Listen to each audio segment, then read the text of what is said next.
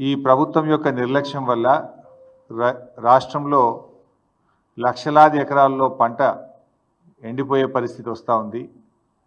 రేపు వేసవిలో త్రాగునీటి అవసరాలకు కూడా తీవ్రమైన ఇబ్బందులు ఎదుర్కొనేటువంటి పరిస్థితి కనబడతా ఉంది. అంటే ఒక సోయిలేని ప్రభుత్వం అధికారంలోకి వస్తే రాష్ట్రానికి ఎంత నష్టం జరుగుతుందో ఇవాళ మన కళ్ళ ముందు స్పష్టంగా కనబడతా ఉంది. రోజు పత్రికల్లో కూడా వార్తలు చూస్తూ ఉన్నాం. సాగర్ కుడి కాలువ నుంచి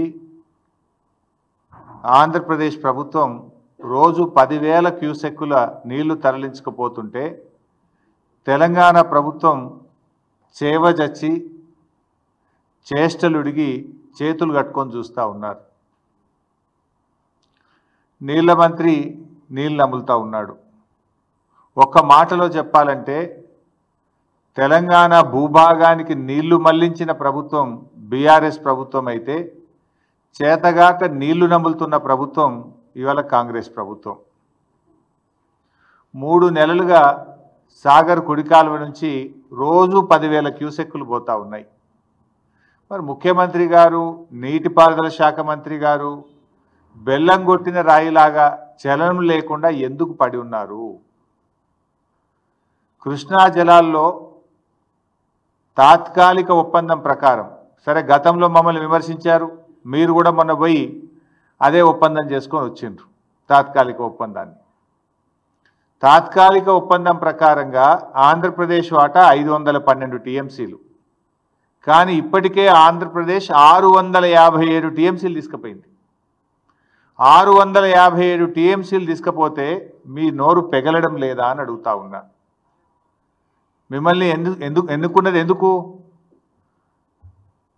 రాష్ట్ర హక్కులను ఆంధ్రప్రదేశ్కు తాకట్టు పట్టడానికి మిమ్మల్ని రాష్ట్ర ప్రజలు ఎన్నుకున్నారా?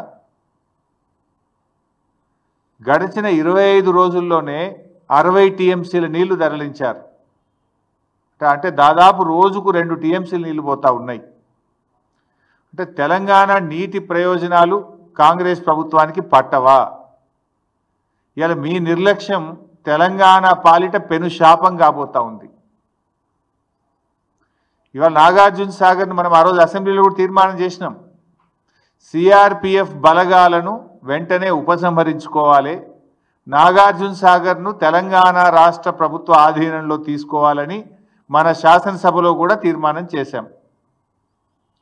నవంబర్ 30, 2023 నాడు ఏ స్టేటస్ అయితే ఉందో తిరిగి ఆ స్టేటస్లో నాగార్జున సాగర్ ప్రాజెక్టు రెగ్యులేషన్ అంతా తెలంగాణ ప్రభుత్వ ఆధీనంలో తీసుకురావాలని చెప్పి స్పష్టంగా తీర్మానం చేశాం.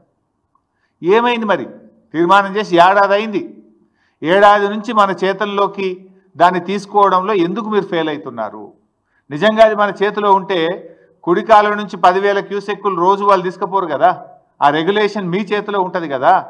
ఇది మీ చేతగాంతనం వల్ల, మీ నిర్లక్ష్యం వల్ల రేపు తెలంగాణకు పెద్ద దెబ్బ తగిలే ప్రమాదం ఉన్నది.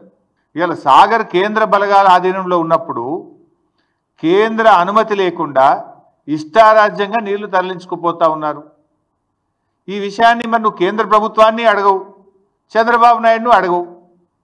అంటే నీకు చంద్రబాబు నాయుడు అడగాలంటే నీకు ధైర్యం సరిపోతలేదు, కేంద్ర ప్రభుత్వాన్ని అడిగే దమ్ము నీకు లేదు. ఇప్పుడు అక్కడ ఉన్నది ఏంది? సిఆర్పిఎఫ్ బలగాలు. ఎవరి అవి? కేంద్ర ప్రభుత్వమి. అది ఎవరు రెగ్యులేట్ చేయాలి? కేఆర్ఎంబి. అది ఎవరి ఆధీనంలో ఉంది? కేంద్ర ప్రభుత్వ ఆధీనంలో ఉంది. Then why are you not asking? అటు కేంద్రాన్ని అడిగే దమ్ము లేదు, చంద్రబాబుని అడిగే ధైర్యం లేదు నీకు. మరి నీ నిర్లక్ష్యం వల్ల, మీరు నోరు మెదపకపోవడం వల్ల ఈ రాష్ట్రంలో పంటలు దెబ్బతినే ప్రమాదం ఉంది. ఎగరమంటే విపక్షం మీద వికార భాషలో జానడు ఎగురుతావు. మా మీద ఎగురుతుంటాడు కదా ప్రతిపక్షం మీద. వికారమైనటువంటి భాషలో ప్రతిపక్షాల మీద మాత్రం బాగా ఎగురుతుంటావు. ఎగరాల్సిన చోట ఎగరడానికి చేతనవుతుంది నీకు. ఇప్పుడు ఎగరాల్సింది ఏడను? కేంద్ర ప్రభుత్వం మీద ఎగరాలి, ఆంధ్రప్రదేశ్ యొక్క అక్రమ నీటి వాడకం మీద ఎగరాలి. ఎగరాల్సిన చోట మాత్రం ఎగురుతలేవు, ప్రతిపక్షం మీద విపక్షాల మీద మాత్రం ఎగురుతూ ఉంటావు. వికారమైన భాషలు ఎగురుతుంటావు నువ్వు. ఈడెందుకు ఎగురుతలేవు? తెలంగాణ సాగునీటి త్రాగునీటి అవసరాలకు శ్రీశైలం నాగార్జున సాగర్లో నిల్వ ఉంచాల్సిన నీటిని ఇలా ఆంధ్రప్రదేశ్ తరలించకపోతుంటే నువ్వు ఎందుకు ఎగురుతలేవు? రేపు మనకు ఎన్ని అవసరాలు ఉన్నాయి చెప్తా, డీటెయిల్స్ అన్ని కూడా చెప్తా. ఇప్పుడు వాస్తవానికి ఈ సంవత్సరం కృష్ణాలో ఎన్ని నీళ్ళు వచ్చినాయి? 1010 టీఎంసీల నీళ్లు కృష్ణానదిలో వచ్చినాయి. సరే, మనము టెంపరీగా అడహక్క చేసుకున్న అరేంజ్మెంట్ ప్రకారంగా 6634 ప్రకారంగా ఆంధ్రప్రదేశ్కు 666 టీఎంసీల నీళ్ళు రావాలి. కానీ ఆంధ్రప్రదేశ్ ఇప్పటికే 657 వాడేసింది.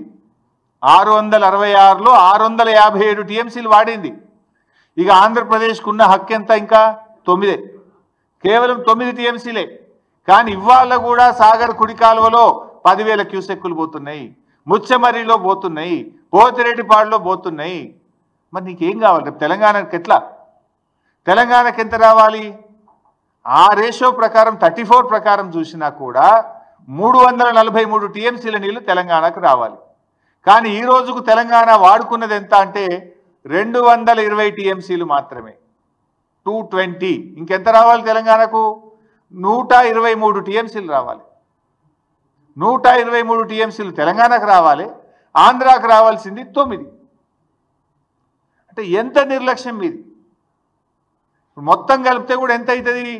ఈ 123, 9 కలిపితే 132 టీఎంసీలు కావాలి. ఇంకా 132 కావాలి. ఉన్న నీళ్ళు ఎంత తెలుసా? ఇప్పుడు శ్రీశైలంలో సాగర్లో కలిపి ఉన్నాయి 100 టీఎంసీలు. ఇప్పుడు మరి యాడికెళ్ళి తెస్తావు?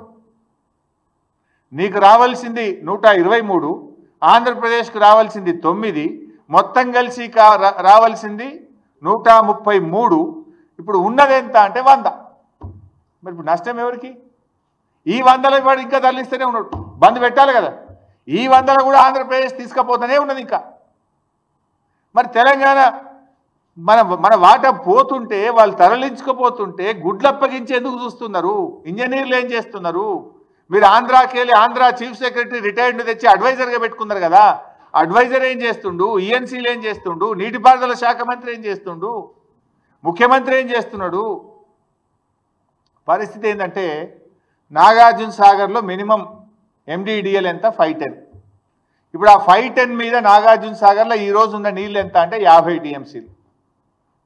శ్రీశైలం ఎండిడిఎల్ 834 మీద శ్రీశైలంలో ఈరోజు ఉన్న నీళ్ళు ఎంత అంటే 50 టీఎంసీలు.